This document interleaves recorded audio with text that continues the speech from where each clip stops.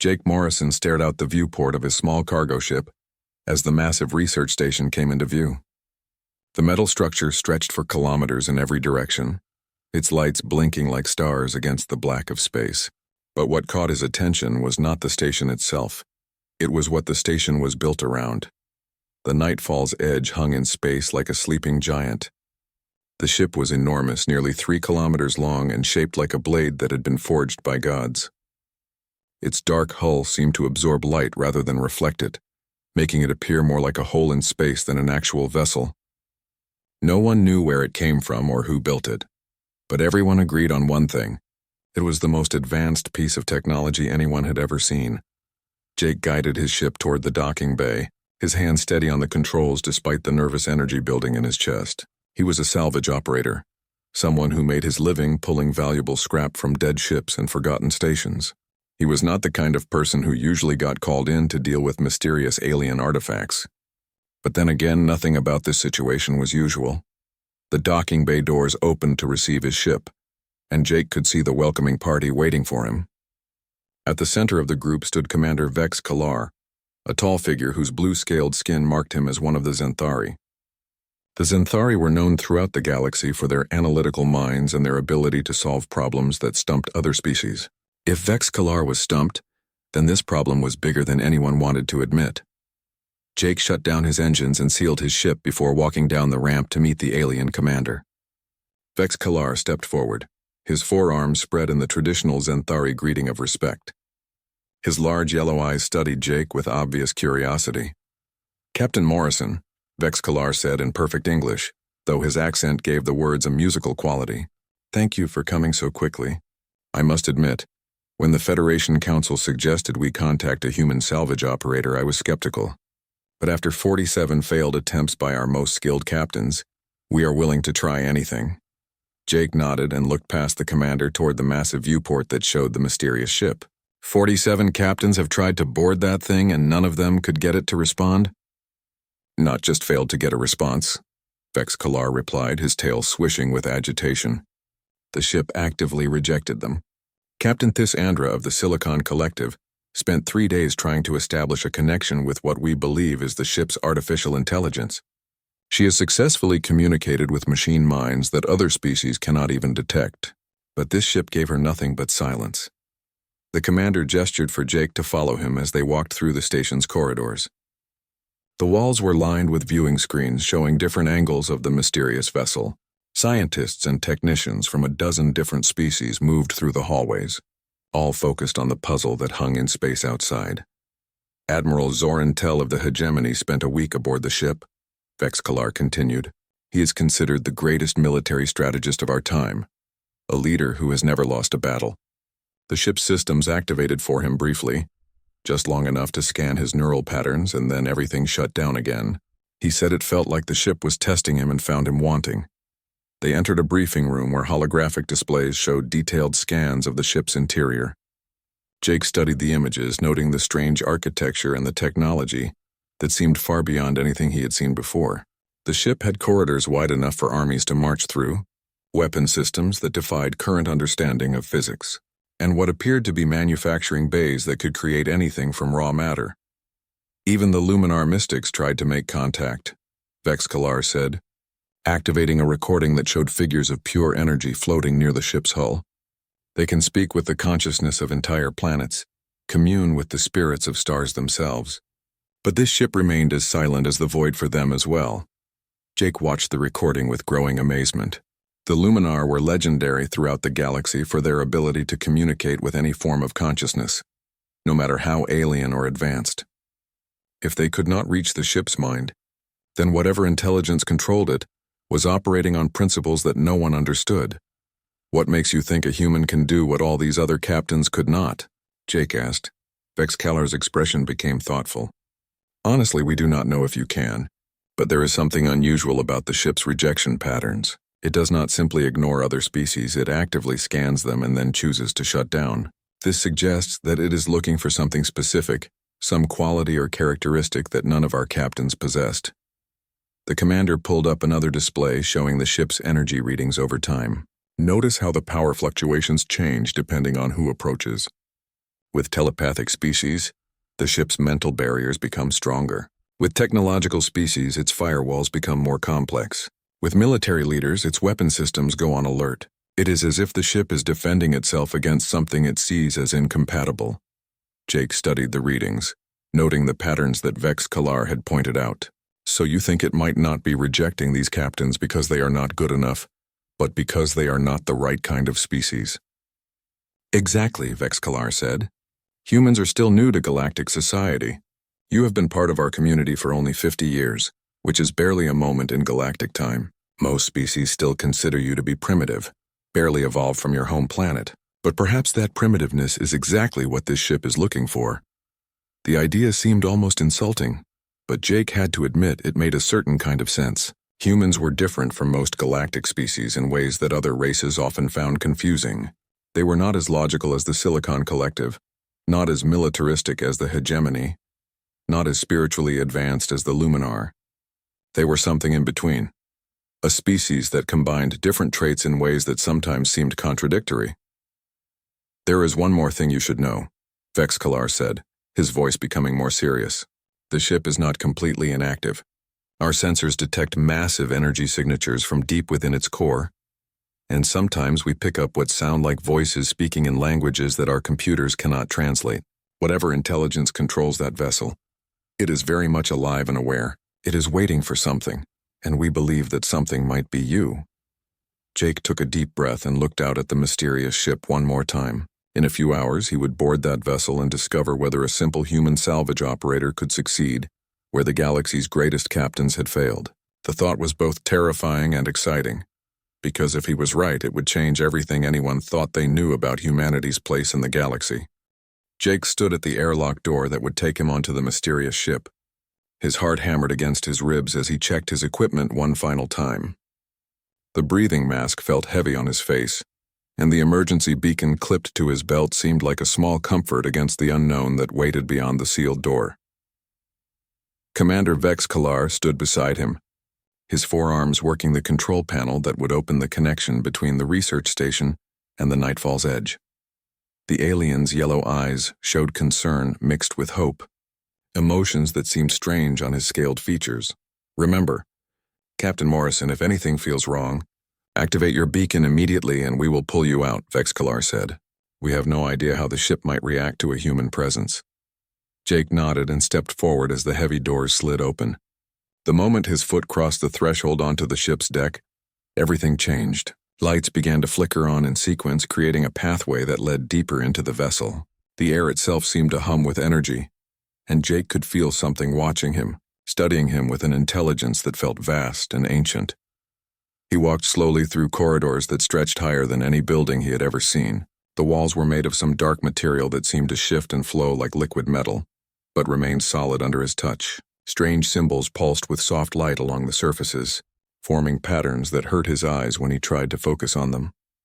The pathway of lights led him through chamber after chamber, each one filled with technology that made no sense to his human understanding. He saw machines that floated without any visible means of support, screens that showed images of distant galaxies, and what looked like gardens where plants made of pure energy grew in geometric patterns. Finally, the lights led him to a massive chamber that could only be the ship's bridge. The ceiling rose so high that it disappeared into shadows and the walls curved away in all directions like the inside of a sphere. At the center of the room sat a chair that looked like it had been carved from a single piece of black crystal. Jake approached the chair slowly, his breathing loud in his helmet. The moment he sat down, the entire ship came alive around him.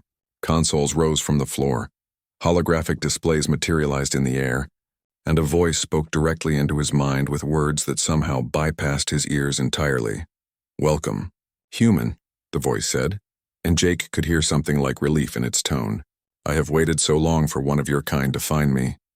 Jake tried to speak but found his throat too dry to make sounds. He swallowed hard and managed to whisper, "Who are you?" "I am Meridian," the voice replied, and suddenly a figure of light appeared before him. It looked almost human but seemed to be made of stars and galaxies, constantly shifting between male and female features. "I am the consciousness that guides this vessel, and I have been searching for a human captain for over 3,000 years. 3,000 years? Jake repeated, his mind struggling to process the number. But humans only discovered space travel 200 years ago. We have only been part of galactic society for 50 years. Meridian's expression became sad, though it was hard to read emotions on a face made of light. Yes, I know. Your species forgot so much during the long darkness, but you were not always confined to your single world, Jake Morrison. Humans once sailed between the stars as easily as you now sail between your continents. The holographic displays around the bridge began to show images that made Jake's breath catch in his throat. He saw human figures in advanced suits walking through cities that floated in space. Human ships that moved faster than light without the clumsy hyperspace tunnels that modern vessels required. Human colonies on worlds so distant that current maps did not even include them. Your ancestors built this ship, Meridian continued. They built hundreds like it, scattered throughout the galaxy as guardians and guides for the civilizations that would come after. They called themselves the Precursors, and they were the most advanced human civilization that ever existed. Jake stared at the images, seeing faces that looked like people he might meet on Earth, but wearing technology that surpassed anything in the current galaxy. What happened to them? Where did they go? They did not disappear, Meridian explained. They scattered themselves across time and space, seeding primitive worlds with early humans while hiding their technology in ships like this one. They knew that other species would eventually discover space travel, and they wanted to ensure that someone would be there to maintain balance between the different civilizations. More images flowed across the displays, showing the careful process by which the precursors had guided human evolution on dozens of worlds. They had planted the seeds of humanity on Earth and countless other planets, then hidden their advanced ships where they would eventually be found by their descendants. But why humans? Jake asked. Why not let the other species develop their own solutions? Meridian's face became thoughtful, and the starlight that formed his features pulsed with different colors. The precursors studied intelligence for thousands of years before they began their great plan. They discovered that most species develop in patterns that eventually limit their growth. The Silicon Collective becomes too logical and loses the ability to think creatively. The hegemony becomes too focused on military strength and forgets how to build. The Luminar become too spiritual and lose touch with physical reality. Jake watched as the displays showed examples of each species, their strengths and their weaknesses laid out in patterns that made disturbing sense. Each civilization had reached incredible heights in their areas of expertise, but had sacrificed other important qualities to get there. Humans maintain a balance that the precursors recognized in themselves, Meridian continued. You can be logical when logic is needed, but you can also be creative when creativity is required. You can fight when fighting is necessary, but you can also build when building serves you better. You can reach for spiritual understanding, but you never lose sight of the physical world around you. The ship's systems began to respond to Jake's presence, teaching him their functions through direct neural connection. He could feel his mind expanding as information flowed into it, showing him how to control weapons that could disable rather than destroy, engines that moved through space-time itself, and manufacturing systems that could create anything from raw energy. This is incredible, Jake whispered, watching as his thoughts translated directly into ship functions. But why has this ship been rejecting other captains? Some of them were good people who wanted to help their civilizations. The ship's core systems are programmed to respond only to human neural patterns, Meridian replied. Other species cannot interface with precursor technology because their minds work too differently. When Captain Thisandra tried to connect, her purely logical thought processes were incompatible with systems designed for human intuition. When Admiral Zorantel attempted to take command, his militaristic mindset triggered defensive protocols that saw him as a potential threat. Jake began to understand the magnitude of what he had discovered. This was not just one advanced ship. It was part of a vast plan that had been set in motion thousands of years ago by his own ancestors. The precursors had foreseen that younger species would need guidance and protection as they developed, and they had prepared humanity to provide that guidance. How many ships like this are there? He asked. Meridian smiled, and the expression looked genuinely happy. Dozens are scattered throughout the galaxy, all waiting for human crews to claim them. You, Jake Morrison, are the first to awaken one of us, but you will not be the last. The age of precursor guardianship is about to begin. Jake had been learning to operate the Nightfall's Edge for 3 weeks when the emergency call came through. He was in the ship's engineering section, watching Meridian teach him how the matter conversion systems worked, when every communication screen on the ship suddenly blazed to life with the same urgent message. All available vessels respond immediately to the Aldebaran system. The voice of Admiral Chen Voss, the Federation's military commander, filled the ship's corridors. The Kraxan Empire has launched a surprise attack using unknown weapons. Our fleets are being destroyed and the colonies are defenseless. This is not a drill. Jake felt his stomach drop as he watched the tactical displays that Meridian brought up around him. The Aldebaran colonies were home to nearly 50 million beings from a dozen different peaceful species. They had no military defenses because they had always been protected by Federation patrol fleets. But those fleets were now being systematically eliminated by Kraxan ships, using weapons that seemed to cut through shields like they were made of paper. The Kraxans have developed some kind of phasing technology, Meridian explained as he analyzed the battle data streaming in from the combat zone. Their weapons exist partially outside normal spacetime, which allows them to bypass conventional energy shields. Federation ships are helpless against them. Jake watched the tactical display with growing horror as red symbols representing destroyed Federation vessels multiplied across the screen. Each symbol had been a ship with hundreds or thousands of crew members, and now they were gone. The Kraxan fleet was moving toward the colonies like a pack of wolves closing in on defenseless sheep. "Can we help them?" Jake asked, though he already knew what Meridian's answer would be. "The Nightfall's Edge is more than capable of dealing with this threat," the AI replied. "Precursor weapons technology is designed to adapt to any enemy system in real time. But I must warn you, Jake Morrison, that once we enter this battle, there will be no hiding what this ship can do. The entire galaxy will know that humans have access to technology far beyond their current understanding." Jake closed his eyes and tried to think clearly despite the urgency he felt.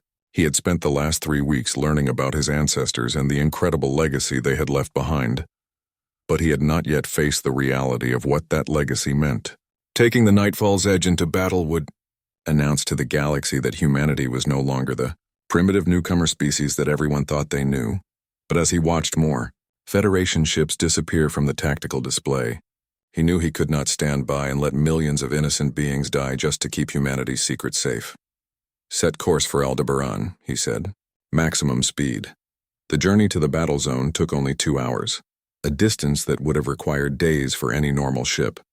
Meridian used the time to explain the ship's weapon systems to Jake, showing him how precursor technology could analyze enemy defenses and adapt to overcome them without necessarily destroying the ships that carried them. "Your ancestors believed that true strength came from the ability to end conflicts without unnecessary death," Meridian explained. "The weapons on this ship can disable enemy vessels completely while leaving their crews alive. This approach confused many species who encountered precursor technology, because they expected either total victory or total defeat.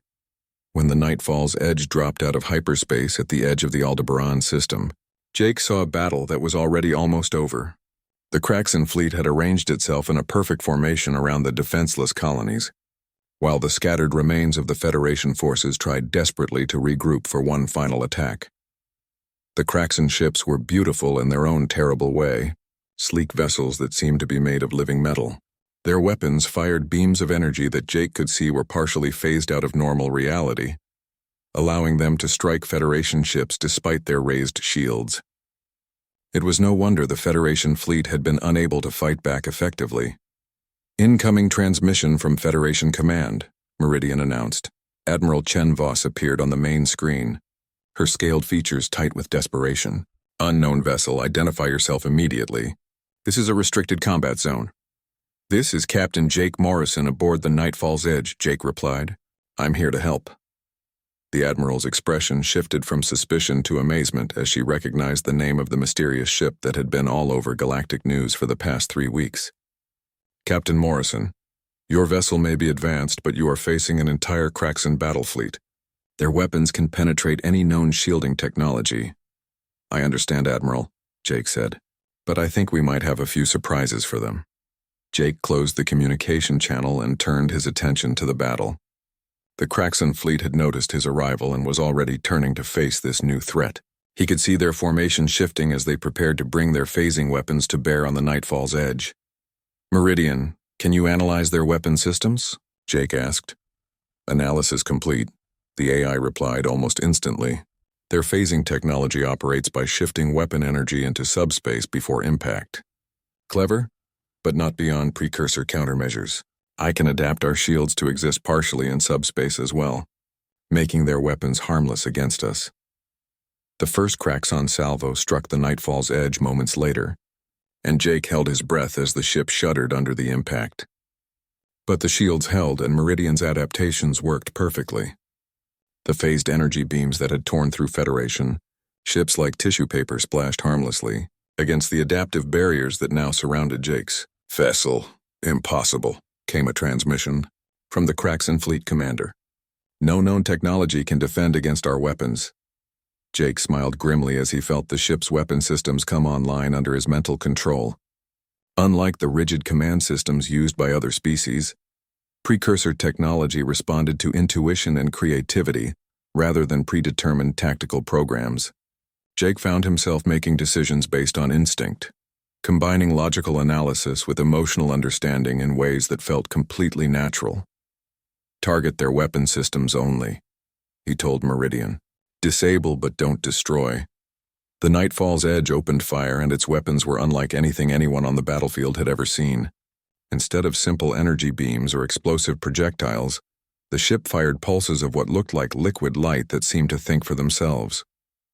Each pulse analyzed its target as it flew, adapting its properties to overcome whatever defenses it encountered.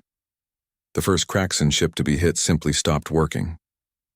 Its weapons went silent, its engines shut down, and its shields collapsed, but the hull remained intact and life support continued to function. The crew was alive but completely helpless. One by one, Jake disabled the Kraxon ships with surgical precision. His approach confused both sides of the battle, because everyone expected him either to destroy his enemies or to be destroyed by them. The idea of winning a battle by making it impossible for the other side to fight, while keeping them alive, was foreign to most military thinking. Within an hour, the entire Kraxon fleet was drifting helplessly in space, their crews unharmed but their ships completely disabled. The Federation forces regrouped and began rescue operations while Jake opened a channel to the Kraxon fleet commander. "This is Captain Morrison," he said. "Your weapons are disabled and your ships are defenseless. You have two choices. Withdraw immediately and never attack peaceful colonies again, or remain here while the Federation decides what to do with you. Choose wisely." The response came quickly. "We withdraw, human. But this is not over." As the Kraxon ships limped away under emergency power, Jake made a decision that would change everything. Instead of returning to Federation space where his ship would certainly be studied and possibly controlled, he announced that the Nightfall's edge would operate independently, offering protection to any species that needed it, but answering to no government or alliance. The age of human guardianship had begun. 2 months had passed since the battle at Aldebaran, and Jake Morrison found himself in a position he had never wanted. The Nightfall's Edge had become famous throughout the galaxy, not just as an incredibly advanced ship, but as proof that humans were far more than the primitive species most aliens had believed them to be. Jake sat in his captain's chair, reading reports that painted a disturbing picture of how the galaxy was reacting to recent events. On his main screen, news broadcasts from dozens of worlds showed angry crowds demanding action against what they called the human threat.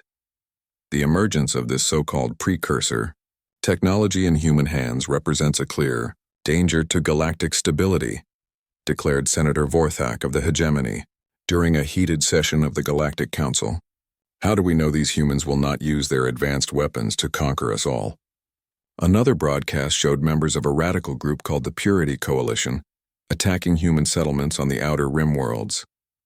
Their leader, a fanatic named Destroyer Prime Zenthos, spoke to his followers through a mask that hid his species' identity.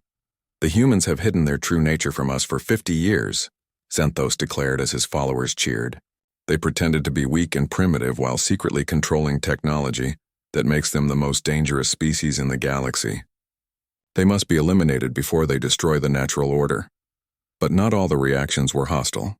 Jake watched reports from smaller species who were sending delegations to human space, hoping to gain protection or access to precursor knowledge. The peaceful Aldari had already requested that a human crewed ship be stationed in their system after the Kraxan Empire threatened to invade their mining colonies. It seems your actions have created quite a stir, Meridian observed as his holographic form materialized beside Jake's chair. The galaxy is not reacting to the revelation of human heritage in the way your ancestors hoped. Jake rubbed his temples, feeling the weight of responsibility pressing down on him. What did the precursors expect would happen when their descendants started claiming these ships? Did they think everyone would just accept it peacefully? The precursors believed that by the time their descendants were ready to claim their inheritance, galactic civilization would be mature enough to accept guidance from a guardian species, Meridian replied. They may have underestimated how fear would drive otherwise reasonable beings to violence. A priority signal interrupted their conversation, and Jake opened the channel to find Captain Lisa Hayes calling from the bridge of her cargo hauler. Lisa was an old friend from his salvage days, someone he trusted completely. Jake, you need to see this, Lisa said without any greeting. I'm sending you coordinates for a location in the Vega Drift. You're not going to believe what I found out here. The coordinates led to a region of space that was supposed to be empty according to all galactic charts. But when the Nightfall's Edge arrived at the location, Jake found himself staring at something that made his breath catch in his throat. Floating in the darkness was another ship, nearly identical to his own but with subtle differences in its design. Like the Nightfall's Edge, it was dark and blade-shaped, but this vessel had patterns of silver lines running along its hull that pulsed with soft light. Meridian, are you detecting what I'm seeing? Jake asked. Yes, Captain, the AI replied, and for the first time since Jake had known him, Meridian sounded excited. That is the Starfire's Dawn, one of my sister ships. She has been dormant for over 2,000 years, waiting for a human captain to claim her. Jake felt his heart racing as he realized what this meant. If there was one more precursor ship, there might be others. Dozens of others scattered throughout the galaxy and waiting for human crews. Can you make contact with her? Jake asked. Meridian reached out through the ship's communication systems, sending signals that existed on frequencies no other species could detect. Slowly, the silver patterns on the other ship began to pulse more brightly, and a new voice spoke through the Nightfall's Edge's speakers. Meridian, old friend, the voice said, and it sounded female, though it carried the same otherworldly quality that Meridian possessed. It has been so long since we have spoken. I am Aurora, and I have been dreaming of the day when our Creator's children would return to claim us. Jake listened in amazement as the two AIs shared information at speeds far beyond human understanding. Within minutes, Aurora had learned everything about recent events, while Meridian gained access to data from Aurora's long watch in this empty region of space. Captain Morrison, Aurora said, addressing Jake directly, I have been monitoring galactic communications, and I know about the growing hostility toward your species. But I have information that you need to hear. The Purity Coalition is not just a group of angry fanatics. They are being funded and supplied by the Kraxan Empire and several other major powers who see human access to precursor technology as a threat to their dominance. The revelation hit Jake like a physical blow. He had known that some species would be unhappy about humanity's new status, but he had not realized that the violence against human settlements was being orchestrated by galactic governments. There is more, Aurora continued. My long-range sensors have detected at least 43 other precursor ships scattered throughout known space. Each one is beginning to activate as word of your success spreads. The awakening has begun and it cannot be stopped. Jake felt the magnitude of what was happening crash over him like a wave. 43 more ships meant 43 more human captains would soon have access to technology that could reshape galactic civilization. The other species were right to be afraid, not because humans would conquer them, but because the balance of power was about to shift in ways that no one could predict. Meridian, can you show me where these other ships are located? Jake asked. The holographic displays around the bridge lit up with a three-dimensional map of the galaxy. Dozens of points of light marked the locations of dormant precursor vessels, scattered from the galactic core to the outer rim territories. Some were in Federation space, others in hegemony territory, and several were in regions controlled by species that Jake had never even heard of. Each ship will choose its own captain based on compatibility, Meridian explained. The precursors programmed us to select humans who possess the right combination of courage, wisdom, and moral flexibility to serve as guardians for younger civilizations. Jake studied the map and realized that he was facing an impossible decision. He could try to reach the other ships before hostile forces destroyed them, but doing so would certainly trigger the Galactic War that everyone feared. Or he could remain hidden and hope that other humans would find and claim their ships without interference, but that would leave them vulnerable to attacks from the growing anti-human alliance. "Captain," Aurora said, breaking into his thoughts, "I must tell you something else. The precursors left us with more than just ships. Hidden throughout the galaxy are bases and manufacturing facilities that contain the complete knowledge of your ancestors. If humans can claim even a few of these locations, you will have the resources to protect yourselves and fulfill your role as guardians." Jake closed his eyes and tried to imagine what his ancestors would have done in this situation. They had scattered themselves across time and space, trusting that their descendants would be wise enough to handle the legacy they left behind. Now the trust was being put to the ultimate test. "Send a message to all human ships in space," Jake said finally. "Tell them about the awakening precursor vessels, but warn them about the dangers they will face. Every human captain who claims one of these ships needs to understand that they are not just gaining incredible power, they are accepting the responsibility to protect the innocent and maintain balance in the galaxy." As Jake watched the message go out across the galactic communication networks, he knew that there was no turning back. The age of human guardianship was beginning whether the galaxy was ready for it or not. The attack came without warning, just as Jake had feared it would. He was studying the locations of newly awakened precursor ships when every alarm on the Nightfall's edge began screaming at once. Meridian's holographic form appeared instantly, his face grim with urgency. "Captain, we have a massive fleet approaching Earth," the AI announced. "Long-range sensors detect over 300 vessels from at least 6 different species. The Hegemony, the Silicon Collective, and the Kraxan Empire have formed an alliance with 3 smaller powers to eliminate humanity. Before more precursor ships can be claimed," Jake felt his blood turn to ice as he watched the tactical display show the approaching armada. This was not a military expedition or a show of force.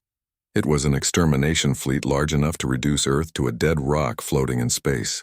Every human colony, every human ship, every human settlement throughout the galaxy was about to be wiped out in a coordinated attack designed to prevent his species from claiming their precursor inheritance. "How long do we have?" Jake asked, his voice steady despite the terror building in his chest. "The fleet will reach Earth in 18 hours, Meridian replied. "They are moving at maximum speed and broadcasting demands for humanity's immediate surrender. They want all humans to report to processing centers, where they will be relocated to a single heavily monitored world." Jake knew what that meant. The aliens were not planning to coexist with humanity. They were planning to imprison his entire species, to prevent them from accessing any more precursor technology. It was genocide disguised as relocation, and it would be the end of everything the precursors had planned.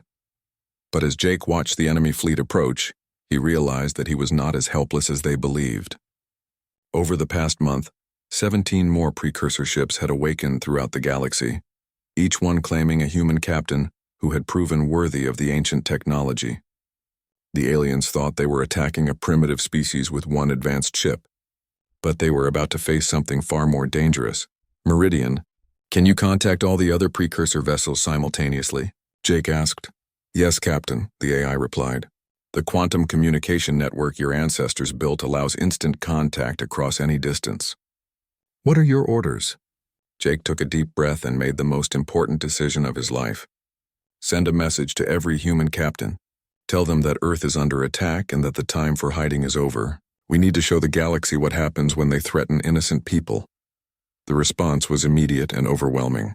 Captain Lisa Hayes aboard the newly awakened Starfire's Dawn was the first to respond, followed quickly by Captain Ben Parker of the Voidwalker, Captain Amy Chen of the Star's Edge, and 14 others. Each captain reported that their ship was ready for battle and that they were already moving toward Earth at maximum speed. But Jake knew that even 18 precursor ships would not be enough to defeat a fleet of 300 without causing massive casualties on both sides. The aliens had brought enough firepower to destroy entire star systems, and a direct battle would result in death on a scale that would echo through galactic history. "There has to be another way," Jake muttered, studying the tactical projections that showed the approaching disaster. "Captain?" Aurora's voice came through the communication link from Lisa's ship. "I have been analyzing the quantum signatures of all awakening precursor vessels throughout the galaxy. There are not just 18 of us, there are 67 ships that have either awakened or are in the process of awakening right now." Jake felt his heart skip a beat.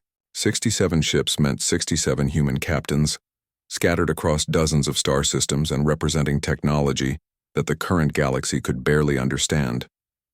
It was an incredible force, but also an incredible responsibility. "Meridian, can all 67 ships coordinate their awakening simultaneously?" Jake asked. The AI was quiet for a moment as he processed the request. "Yes, but such an action would require perfect timing and coordination. If we awaken all remaining precursor ships at the same moment, it will send a quantum pulse throughout the galaxy that every species will detect. There will be no hiding what humanity has become." Jake nodded grimly. "Then that's what we'll do.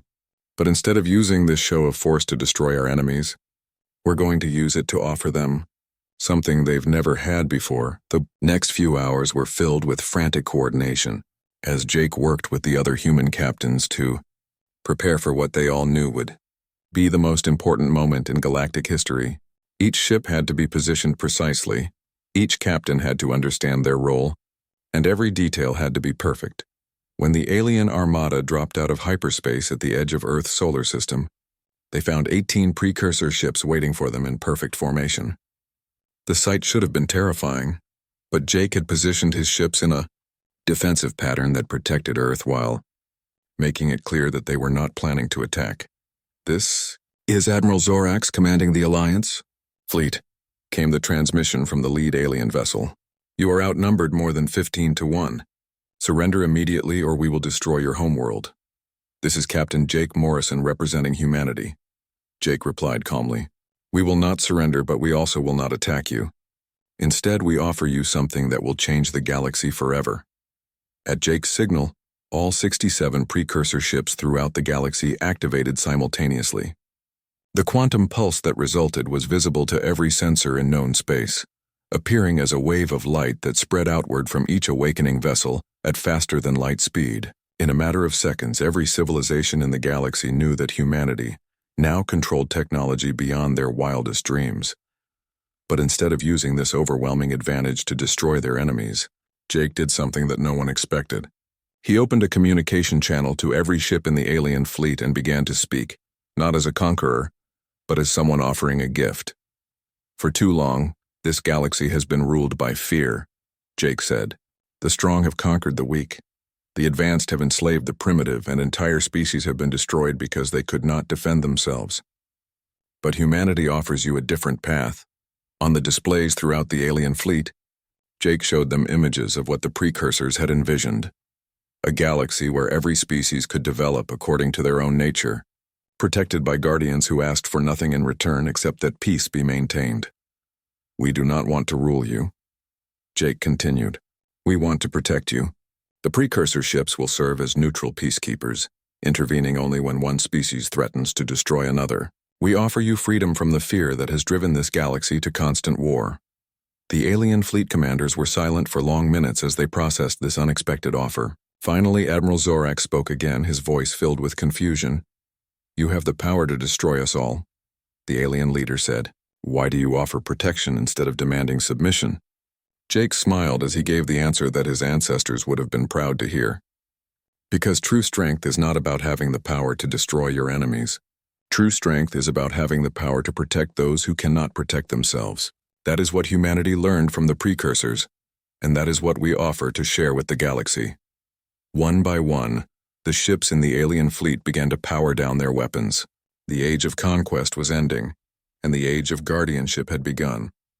In the months that followed, human-crewed precursor ships took up positions throughout the galaxy, not as conquerors but as protectors, ensuring that no species would ever again face extinction, simply because they were too weak to defend themselves.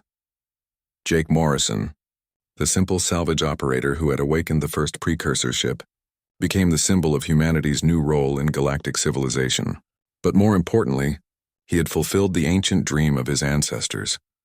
A galaxy where all species could flourish under the protection of those who understood that the greatest victory was the one that required no battle at all.